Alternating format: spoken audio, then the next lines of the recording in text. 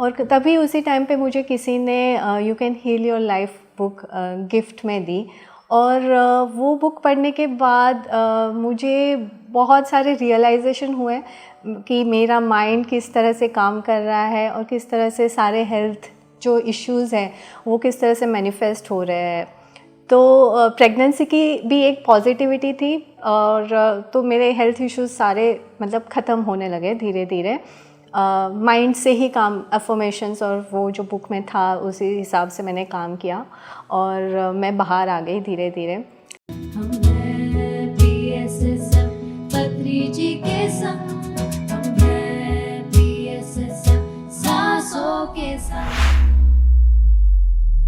हम आपके बारे में ज़रूर सुनना चाहेंगे। दोनों आपकी जीवन यात्रा में कैसा बदलाव आया? ध्यान में आने से पहले आप कैसे थी और बाद में क्या हुआ, ये सब हम जानना चाहेंगे। ध्यान में आने से पहले मतलब मेरी जर्नी काफ़ी चैलेंजिंग, मतलब माइंड लेवल पे ज़्यादा चैलेंजिंग थी।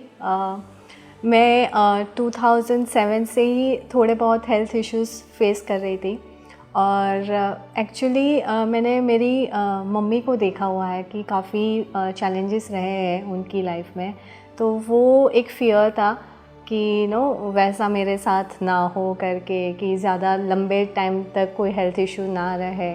तो नेगेटिविटी बहुत ज़्यादा थी, तो नेगेटिव थॉट पैटर्न का एक चक्रव्यूह चलता रहता था। तो हेल्थ कंडीशन मतलब वो बहुत मामूली चीज़ें थी लेकिन मुझे बहुत परेशान करती थी।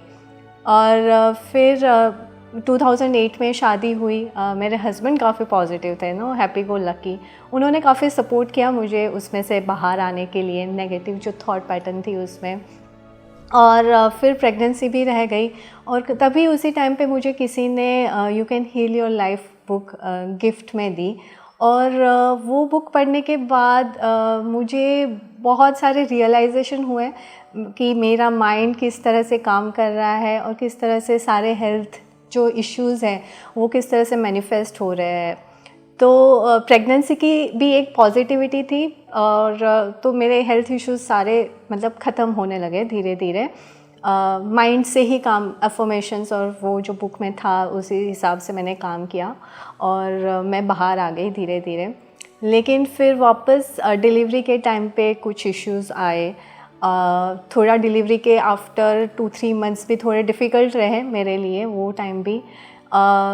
तो उसमें भी वापस मैं नेगेटिविटी में चली गई, वो भंवर में चली गई। लेकिन फिर द सीक्रेट बुक मेरे सामने आई, वो भी किसी ने गिफ्ट की थी, तो वो मैंने पढ़ी द सीक्रेट।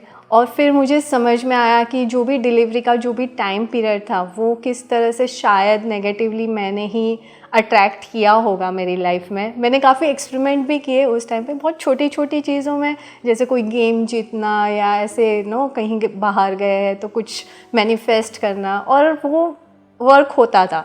तो वैसे तो 2-3 बुक्स जो आई, 2 बुक्स, तो वो उसने काफ़ी मुझे मेरे जो माइंड मैकेनिज़्म जो रहती है उसके बारे में काफ़ी मुझे इंसाइट्स दिए। फिर हम लोग यूएस गए थे और फिर मेरी सेकंड प्रेगनेंसी भी रही, तो वही वापस से वो डर आने लगा जो फर्स्ट प्रेगनेंसी के टाइम पे जो एक्सपीरियंसेस हुए थे वो शायद रिपीट ना हो, तो वो डर आने लगे। तब मैंने एकर्ट टोल की जो पावर ऑफ नाउ बुक है वो मेरे हाथ में आई और मैं पहले भी पढ़ने की कोशिश की थी वो बुक, लेकिन कभी फिनिश नहीं कर पाई थी। मुझे वो बहुत गहरी लगती थी और नींद ही आ जाती थी मोस्टली। तो जब ये सेकेंड डिलीवरी का टाइम जैसे जैसे नज़दीक आ रहा था तो मैंने वो बुक वापस से पढ़ना शुरू किया। और वो बुक की जो टीचिंग्स थी, to be present at every moment, सिर्फ ये जो प्रेजेंट मोमेंट है वही एग्जिस्ट करता है, ना पास्ट एग्जिस्ट करता है ना future at any point of time. तो वो जो टीचिंग थी और प्लस मंत्र, नवकार मंत्र और गायत्री मंत्र, तो उसने मुझे काफ़ी पॉजिटिविटी दी। और जो सेकेंड प्रेगनेंसी की जो डिलीवरी का था वो टाइम स्मूथली मेरा पास हो गया बिकॉज ऑफ दोज बुक्स। फिर लेकिन वो अभी तक मैं वहीं पे अटकी हुई थी ना। ये सारी चीज़ें मुझे हेल्प मिल रही थी यूनिवर्स से, लेकिन मैं शायद पूरी तरह से उसका फ़ायदा नहीं उठा रही थी।